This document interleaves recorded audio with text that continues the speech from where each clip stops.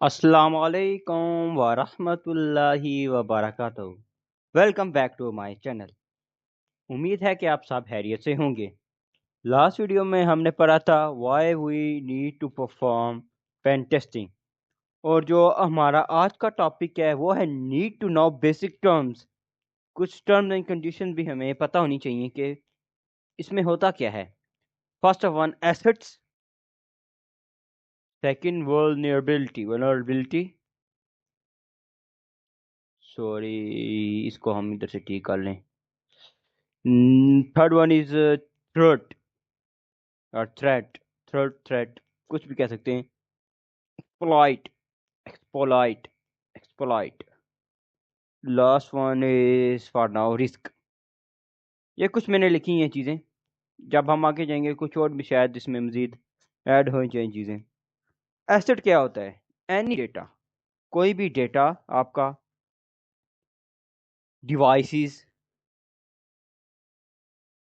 And server etcetera, server etc.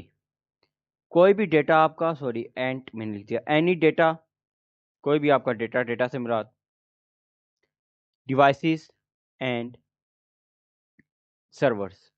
इसमें और भी चीज़ें आ सकती हैं, इनके रिलेटेड आएंगे। यूएसबी होगी आपकी हार्डवेयर डिवाइस में, सॉफ्टवेयर डिवाइसेस, ये हमारी एसेट्स होती हैं, असासे।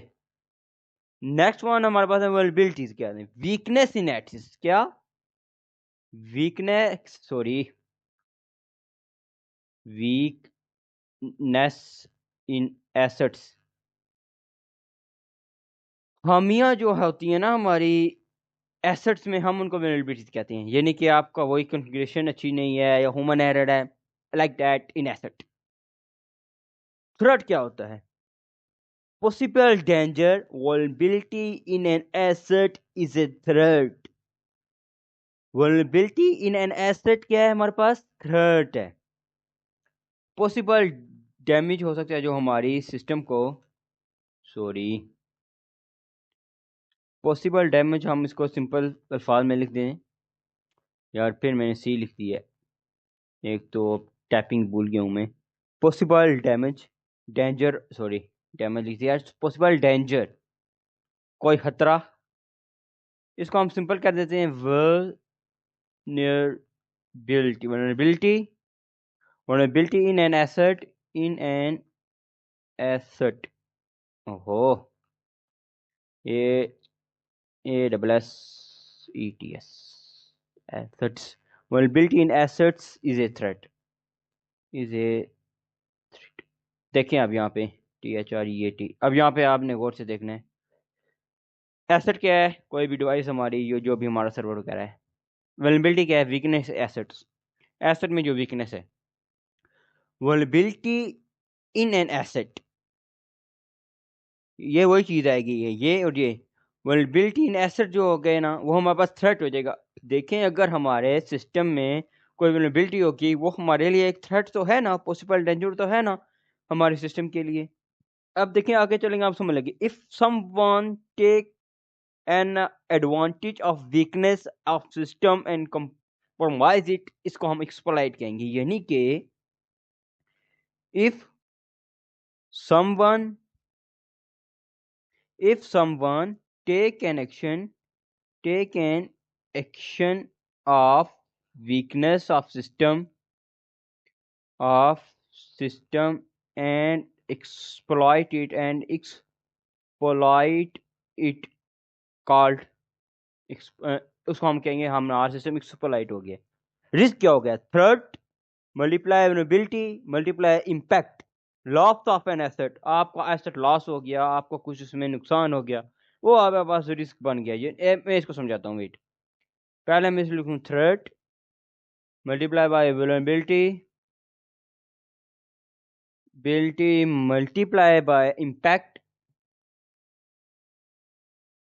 How much loss to a company, loss of an asset, ये हमारे पास एक रिस्क आ गया ना, लॉस ऑफ एन एसेट। ये सिंपली अल्फाज में लॉस ऑफ, लॉस, यार, लॉस ऑफ एन एसेट। एक तो ये यार बड़ा मसला आता है। छोटी बड़ी में लॉस ऑफ एन एसेट या एसेट, ये हमारे पास आ गया रिस्क। रिस्क क्या होता है? थ्रेट, वल्नरेबिलिटी और उस पर जो इम्पैक्ट आएगा वो, ये बेसिकली हमारे पास आ जाता है इसका need to know. Basic terms में ये हमारे पास 5 चीज़ें आ जाती हैं। इसके बाद वल्नरेबिलिटी असेसमेंट और पेनिट्रेशन टेस्टिंग में भी कुछ फ़र्क देखेंगे, वो हम नेक्स्ट वीडियो में देखेंगे। तो यहाँ पे हमने पढ़ा एसेट क्या है, कोई भी आपकी डिवाइस जो आपकी मलकियत है। वल्नरेबिलिटी क्या है? वीकनेस ऑफ सिस्टम है। थ्रेट क्या है? पॉसिबल डेंजर जो हमारे पास आता है। Vulnerability in asset is a threat, कोई भी हामी आपके एसेट में वो आपके लिए थ्रेट है। अगर कोई इसको एक्सप्लॉइट कर लेगा तो ज़ाहिर बात है आपके सिस्टम पे उसका इम्पैक्ट पड़ेगा, ये वाला चीज़ पड़ेगा इम्पैक्ट। जब उसकी ज़ाहिर बात है आपके लिए रिस्क होगा ना, कि अगर आपका सिस्टम हैक हो गया तो आपको फ़ायदा तो नहीं है इसका, आपको लॉस ऑफ एन एसेट है सिंपली। तो ये सब आपस में जुड़े हुए हैं। अगर आपको नहीं समझ लगा तो आप मुझे प्लीज़ कमेंट सेक्शन में बताइएगा, मैं कोशिश करूँगा कि आपको समझाऊँ और अच्छे तरीके से इसको आगे लेके चलें। तो अगली वीडियो के लिए अल्लाह हाफिज़, मिलते हैं इंशाल्लाह नेक्स्ट वीडियो में। दुआ में याद रखिएगा। खुदा हाफिज़।